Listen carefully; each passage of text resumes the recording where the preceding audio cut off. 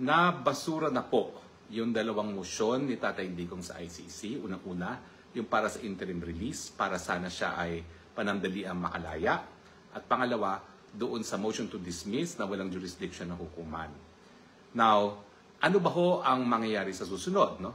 Well, dyan po sa ICC, ay magandang linggo po sa inyong lahat. Kayo po ay nakapagpahinga na, kayo po ay nakapagsimba. Ako po galing po ako sa simbahan ngayon. So, at least, no, naka-2 simba ako sa isang buwan. No? Yung unang Sunday at saka ngayong last Sunday. At marami naman tayong dapat pasalamatan sa Panginoon at marami rin tayong hinihingi na tulong sa Panginoon. Dahil napakahirap po talaga na mawalay sa pamilya at maraming mga karamdaman, maraming mga pagsubok na hinaharap.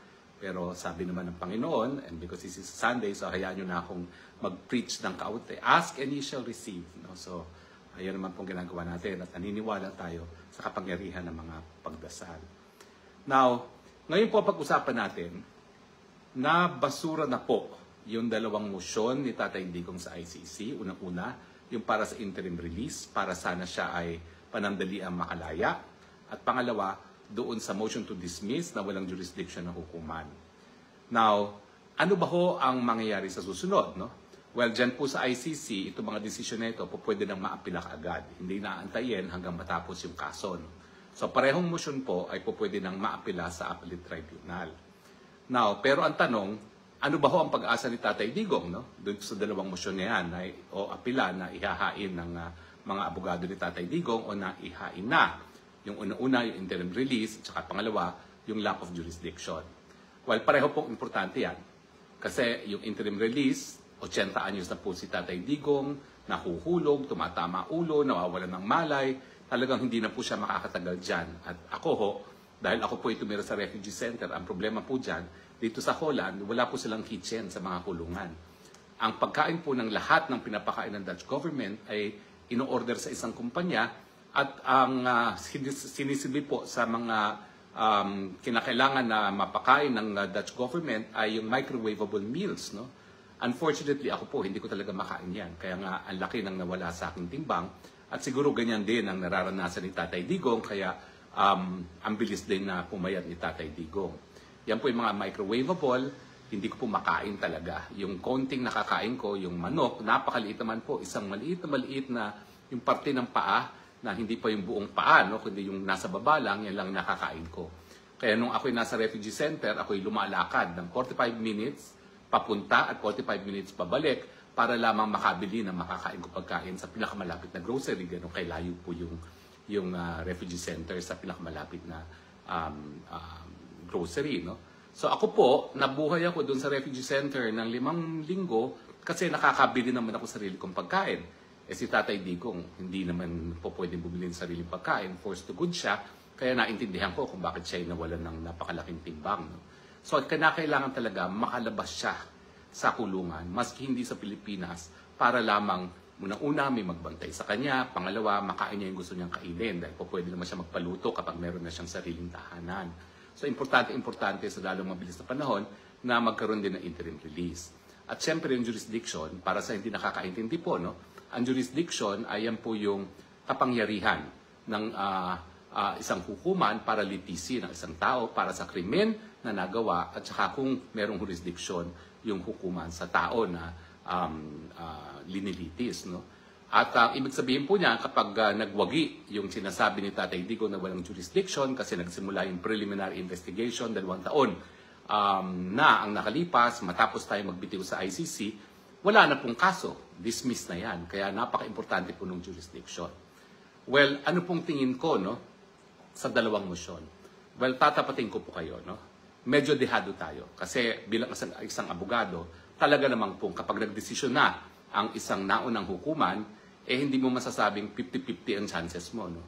More of 60-40. 60 na hindi ka mananaig, 40 na po pwede kang manaig. Now, dun sa dalawa, ang tingin ko, mas mahirap makamit yung interim release. Bakit? Well, kung babasahin niyo po na mabuti yung desisyon, no? Unang-una, ang sabi ng hukuman, hindi kasi in-address ng mga abogado ni Tatay Digong yung issue kung malakas ba yung ebidensya laban kay Tatay Digong. Wala pong pagkakaiba yan sa proseso sa Pilipinas. na po pwede ka magkaroon ng interim release, pero dapat ipakita mo that the evidence of guilt is not strong. At sa ngayon naman, wala pang finding na meron man lang probable cause. So, importante na nung paghingi ng interim release, kinuwestiyon na yung ating yung issue kung malakas ang ebidensya o hindi. At ang sabi ng hukuman, hindi naman daw in-address yan, no, doon sa motion ni Tatay Digong. At pangalawa, dahil ang sabi ng mga abogado ni Tatay Digong, nagsabi ang prosecution na hindi na nila tataluhin yung issue na siya ba ay flight risk, siya ba ay po pwedeng gumawa pa ng ibang mga krimen, hindi na masyado diniscuss yan ng mga abogado ni Tatay Digong dahil nagkaroon daw ng commitment itong mga prosecutor na wag nang i-challenge yung issue na kung siya ay magiging flight risk o siya ay baka kagawa pa ng ibang mga krimen, no? Habang siya ay nasa panandaliang kalayaan. No? Pero ang sabi ng hukuman, kinakailangan pa rin i-discuss yan isa-isa. No? Well, kung maaalala nyo, nagsalita naman yung abogado ni Tatay Digong na sinabihan daw siya talaga ng mga prosecution na hindi na sila tutultol sa provisional release. Siyempre, maraming sa ating nagtaka na bakit inanunsyo yun. Kasi kung merong ganyan talagang kasunduan, dapat yan pribado na lang. Kasi siyempre, kung maisa publiko, baka naman isipin ng tao, lalong-lalo na yung mga biktima, na nagkukuntsabahan ang prosecution at ang depensa. No? So anyway, anong tingin ko dun sa interim release? Well, ulitin ko po, no?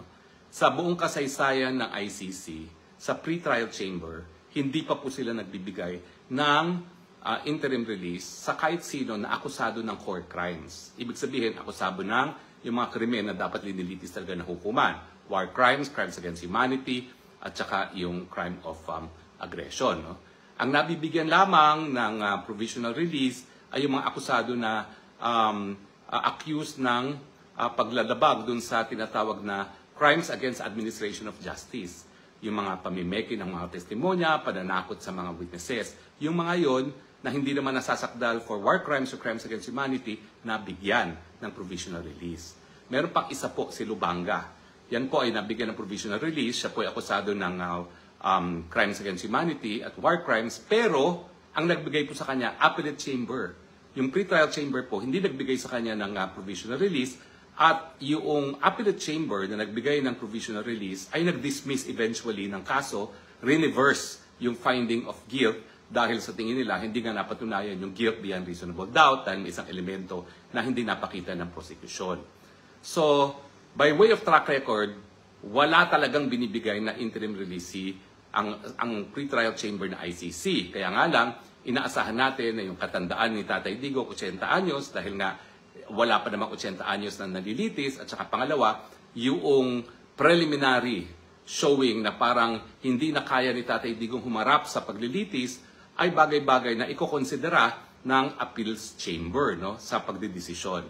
Pero, siyempre po, dehado na tayo dyan, kasi nga po, wala man lang ni isang nag-dissent doon sa desisyon. No? Hindi gaya ng desisyon na kung dapat bang ipagpaliban ang paglilitis dahil nga merong allegation na hindi na kaya tumayo ng paglilitis si Tatay Digong na merong isang judge na nag-dissent. Kasi kung 3 judges yan at unanimous sila, medyo solid ang kanilang paninindigan na tamang desisyon nila. No? At mahihirapan yung appeals chamber na baliwalain kasi syempre, hindi naman po yan guys sa Pilipinas na mas mataas ang Court of Appeals kesa sa RTC. Hindi po. Pantay-pantay lang po mga West dito sa ICC. Wala po silang hierarchy. Meron lang talagang iba't ibang chamber. Yung pre-trial, yung trial, at saka yung appellate chambers. Now, dun sa pangalawa, ito po talaga ang make or break. Yung lack of jurisdiction. Kasi kung wala talagang jurisdiction, tigil na ang kaso. Hindi na kinakailangan tumuloy sa confirmation of charges, uwi na kaagad si Tatay Digong. Now, again, unfortunately, natalo tayo at unanimous yung 3 pre-trial chamber. Pero kung maalala ninyo, noong naunang issue ay kung dapat bang magpatuloy sa preliminary investigation ang kaso, merong 2 judges at ito yung mga talagang tunay na bihasa sa international law na Europeans din ang nag-dissent doon sa majority decision ng 3 judges sa appellate chamber na wala ng jurisdiction ang ICC kay Tatay Digong. At ang reasoning nila ay solid. Ang reasoning nila ay, unang-una, dahil merong karapatan ang mga miyembro na bumitiw sa pagiging miyembro ng ICC at itong sasapi nila sa ICC ang nagbibigay ng jurisdiksyon sa hukuman, hindi naman po pwede na forever sila ay masasakop ng jurisdiksyon ng hukuman. So ang sabi ng dalawang dissenting judges, ang balanse ay nakamit dahil binigyan nga ng kapangyarihan na bumitiw ang mga bansa sa pagiging miyembro at hindi sila magkakaroon ng obligasyon na forever na dapat makipagtulungan sa hukuman. Ang pagbalanse dyan ay kinakailangan yung effectivity ng pagbibitiw ay sa loob lamang ng 1 taon matapos ma-deposit ang instrument of ratification. So kinakailangan ang hukuman gumalaw doon sa loob ng 1 taon matapos na mag-deposit nga ng instrument of withdrawal. At ang issue is, kailan ba dapat gumalaw ang hukuman? Ang sabi ngayon ng pretrial chamber, yung preliminary examination na ginagawa ng prosecution lamang ng walang kahit anong partisipasyon sa hukuman ay sapat ng dahilan para makonclude na nagsimula na yung proseso na hindi na po pwedeng itigil kung ang isang bansa ay bibitiw sa pagiging miyembro ng ICC. Pero ang sabi naman ng dalawang dissenting judges na sa tingin ko mas dalubhasa dun sa tatlong nagdesisyon ng majority opinion, mali yan. Kinakailangan yung korte mismo ang gagalaw sa loob ng 1 taon. At pag sinabing korte mismo, ang kauna-unahang chamber ng korte na dapat gumalaw ay yung pretrial chamber. So, ibig sabihin, yung kauna-unahang pagkakataon na gagalaw ang pretrial chamber sa confirmation na dapat magtuloy sa preliminary investigation, dapat yun ay nabigay ng hukuman sa loob ng 1 taon lamang. Kaya nga yung dalawang judges ay nagsabi, dissent sila. So, in other words, bagamat ang track record ng ICC ay talagang hindi nagbibigay ng interim release, may pag-asa pa. Baka naman mahabag sila sa edad at saka dun sa mga kondisyon na ni Tatay Digong.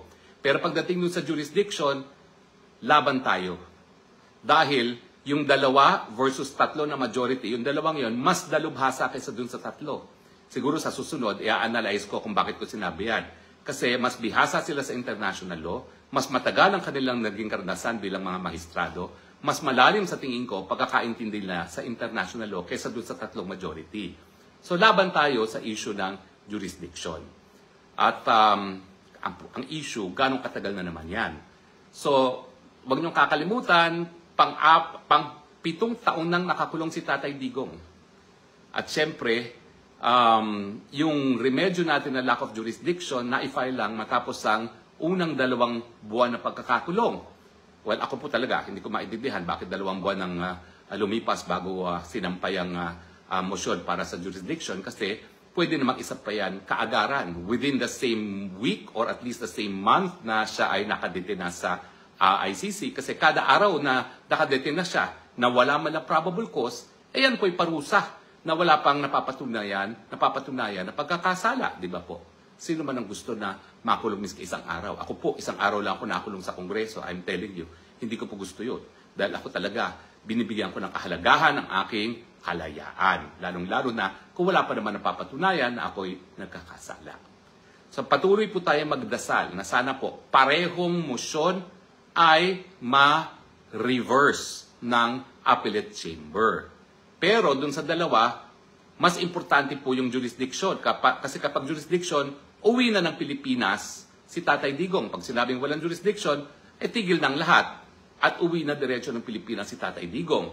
Yung remedy naman ng interim release, pag yan ay nag-grant, ang ibig sabihin lamang ay labas siya ng kulungan pero hindi pa rin makakauwi si Tatay Digong sa Pilipinas. So kung tayo magdadasal, pagdasal natin na pareho sanang ma-reverse pero mas liinan natin ang dasal dun sa lack of jurisdiction. Kasi lack of jurisdiction, tapos na ang kaso at po pwede nang umuwi si Tatay Digong.